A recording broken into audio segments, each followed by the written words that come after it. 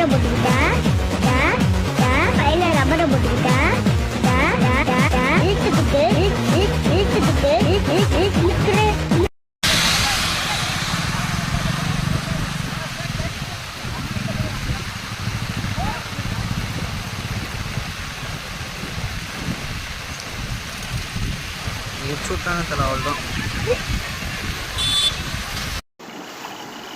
கோடிக்குப்பத்தில் கனமழை பெய்தனால் குட்டை ரொம்பி வெள்ளக்காடாக காட்சி அளிக்கிறது.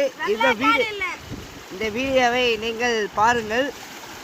எவ்வளோ மழை என்று நைட்டு சரியான காற்று மழையினால் கோடிக்குப்பத்தில் வெள்ளக்காடாக